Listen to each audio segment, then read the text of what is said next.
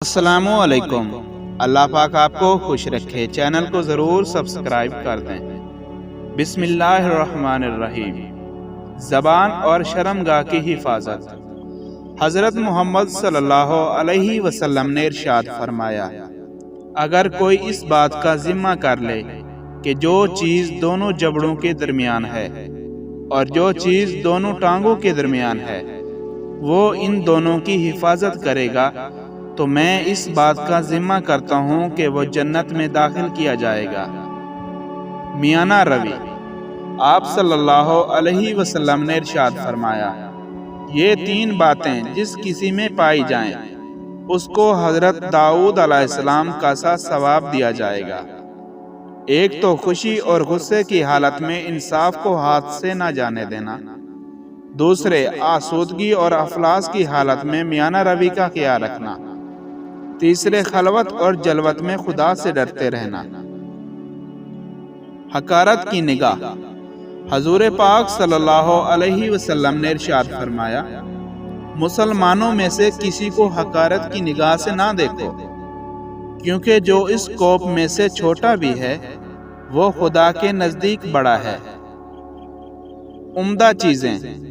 حضرت محمد صلی اللہ علیہ وسلم نے ارشاد فرمایا، انصاف اچھی عادت ہے مگر اس کا امیروں میں ہونا اور بھی اچھا ہے۔ سخاوت عمدہ چیز ہے مگر اس کا دولت مندوں میں ہونا اور بھی عمدہ ہے۔ پرہیزگاری اچھی خصلت ہے مگر اس کا عالموں میں ہونا اور بھی اچھا ہے۔ شرم و حیا بھی اچھی خصلت ہے مگر اس کا عورتوں میں ہونا اور بھی عمدہ ہے۔ دوزخ کی آگ۔ نبی اکرم صلی اللہ علیہ وسلم نے ارشاد فرمایا، اے محمد کی بیٹی فاطمہ، تم اپنی جان کو دوزخ کی آگ سے بچاؤ، کیونکہ میں تم کو خدا کے قہر سے ہرگز نہیں بچا سکتا۔ اے عبد المطلب کی بیٹی صفیہ، تم اپنی جان کو دوزخ کی آگ سے بچاؤ، کیونکہ میں تم کو خدا کے قہر سے ہرگز نہیں بچا سکتا۔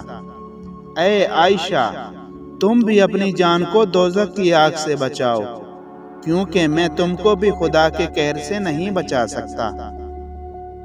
خدا کا سایہ۔ نبی کریم صلی اللہ علیہ وسلم نے ارشاد فرمایا، مسلمانوں، تم جانتے ہو کہ وہ کون لوگ ہیں جن کو قیامت کے دن سب سے پہلے خدا کے سائے میں پناہ دی جائے گی۔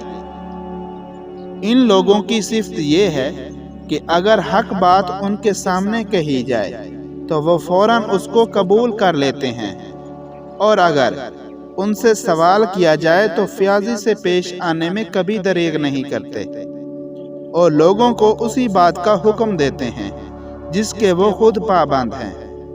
اللہ پاک عمل کرنے کی توفیق عطا فرمائے۔